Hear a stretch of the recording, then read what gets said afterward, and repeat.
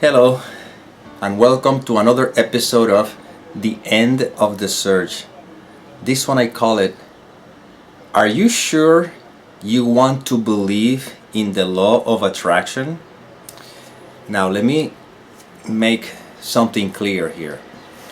I am not judging anything about the law of attraction. I'm just planting a possibility that might have seen overlooked.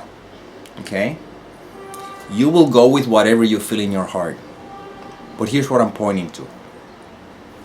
First of all, the law of attraction parts from the belief that I am scarce, that I am a separate individual. Only an individual, only someone who feels separate would need to attract things. But if you're already whole and complete, what would you need to attract? So technically speaking, although on the surface may seem fascinating, the power to attract things, it's actually reinforcing the root cause of all fear, of all suffering, which is the belief I'm a separate entity. You see? That's why when it says, seek you first the kingdom of God and His righteousness, and all of the things will be added unto you, from a dualistic perspective, the mind says, oh, so if I seek spirituality, I can then attract the things I want. But from non-dualistic, which it wouldn't be a perspective, it's just simply what would be, is pointing to the fact that you are already everything. You are perfect, whole, and complete just as you are. Not as a person, but as that which words cannot describe. So when instead of trying to chase or attract the things I think I want, I rather put my attention in presence and even noticing how I feel incomplete, consequently I have to attract those things. Now I can surrender to life in the recognition that I am, and anything that I ever need, if it's needed, life will take care of it. Not because it's gonna support or feed a false sense of identity, you know.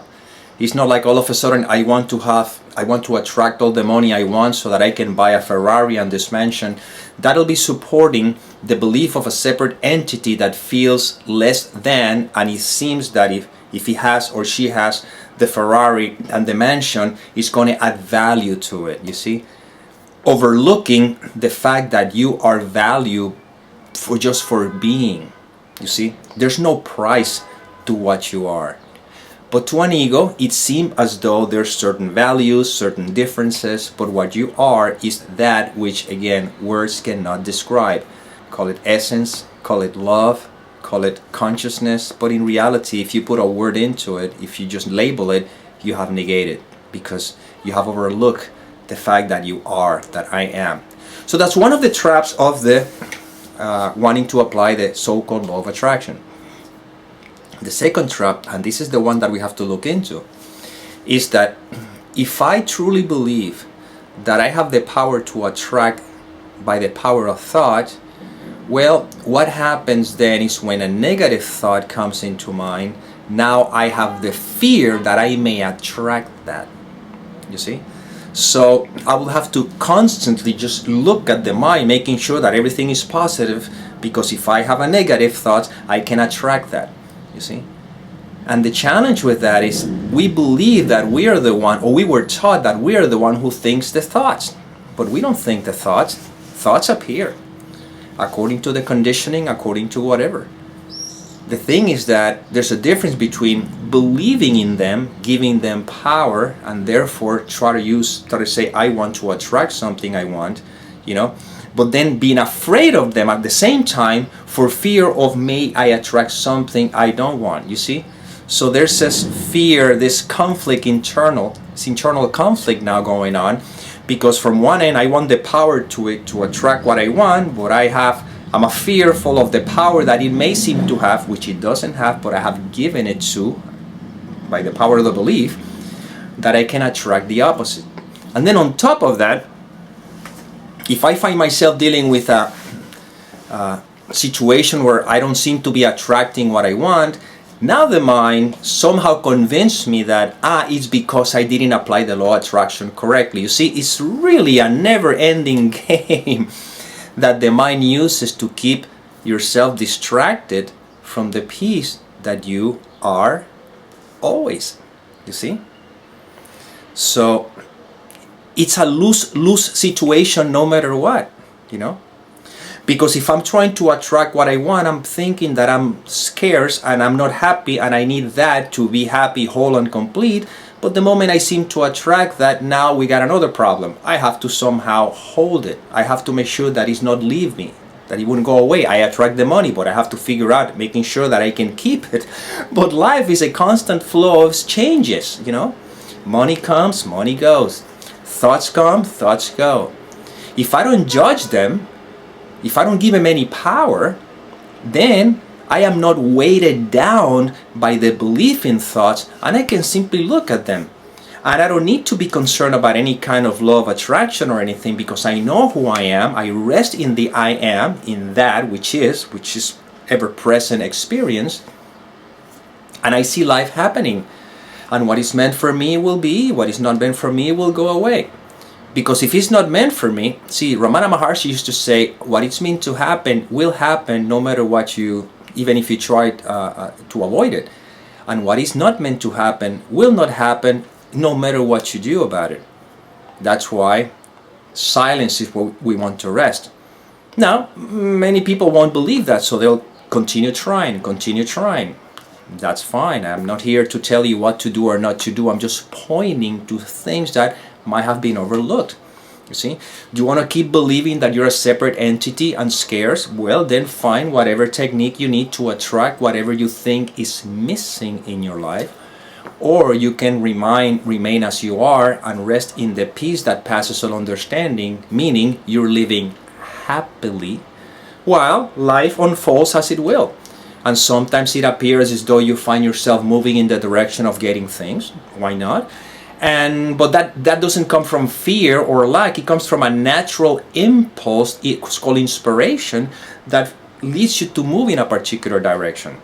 But nothing is done because I'm trying to get a particular result. Things are simply unfolding and result seems to happen.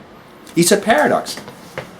The more you chase something, the more it seems to avoid you or elude you. But the moment you turn away from it, it seems to chase you, you know? It's really interesting. It's like going after a shadow. You're going after the shadow, you keep running, and the shadow is always one step ahead of you. But if you turn around, now the shadow follows you. Now, this is not for you to try to use as a mind trick. Oh, okay, so I will not chase so I can get what I want. No, because I'm still parting from the belief I'm a separate entity, and that is the same scarcity we're pointing to. When you know that you are in peace no matter what, that is the point. You'll have what you're supposed to have, and that's fine. You will not carry the weight of the thoughts or the belief in the thoughts. You will simply be, that's it. And then life unfolds. It's a mystery. You don't know how it's going to unfold.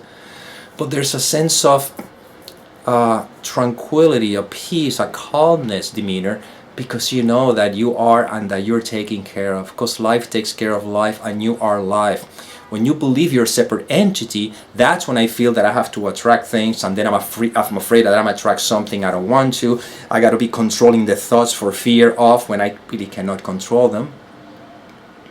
See? But if I know that I am, then thoughts can be seen as, you know, images and passing clouds, and you're at peace with what is. And if I'm supposed to have whatever I'm supposed to have, I'm fine with it. And if I'm not supposed to have whatever I thought I wanted, I'm also fine with it, because in the end, I know that I am. This is what we're pointing to all the time. Anything else is a distraction, you know. That's why sometimes I call it more like the law of distraction than the attraction. Because once again, what is meant to happen will happen, and what is not meant to happen will not happen. And distracting myself trying to make things happen is just simply the path to suffering. Why? Because life doesn't always go the way we want. As a matter of fact, you could say that 90% of the time doesn't go the way we want. It goes the way it goes. See? And it doesn't matter how it goes. What matters is who I am. That's why every video I say the same thing. If you don't identify with the content of the mind, don't worry about trying to attract or distract or whatever. Just be right now, beingness. What happens is the mind, which is not used to beingness, of course, labels it boring. I am useless. I'm not doing anything. When in reality, more is done when you're relaxed than when you're stressed out. Even when in the surface it appears that I'm really doing something, I'm achieving something, and I'm getting something, but in reality all I'm doing is striving. But interestingly enough, when I rest in what is, I don't have to strive. I just simply see how life unfolds, and it surprises me all the time. Creativity comes through, and then I find myself writing a song, writing a book, taking a walk, recording a video, or watching a movie. It doesn't matter. A conversation with a friend, or just being. Again, life is, and this is something that has been happening to you your whole life. This has been overlooked because we think that we're doing things. We think we're the doer. And if you haven't seen the video, the second video, which is entitled Do We Have Free Will? I think that's what it's called. I put the link, it's right on the description. Check it out so you can see how life inspires me to explain this idea that we have free will, to see that we're not the doers. Life is happening through us. And in that video I go in detail, so I suggest you check it out. So having said that, all I can say is that being, just being, don't identify with the content of the mind, and notice that you are. Resting in what you are is how you experience a life that is fulfilling. It's fulfilling because life itself is fulfilling. Not because I have things, not because I get things. The things are not fulfilling. They just simply cover up. They just are cover up for the pain and the suffering of pretending or believing that I'm a separate entity. But when you know who you are fulfillment. You are fulfilled. Life is fulfillment. And life fulfills itself. Well, this is inspiration that came through this character, whatever, image, whatever you want to call it. And as always, may peace permeate the mind so that love can be extended.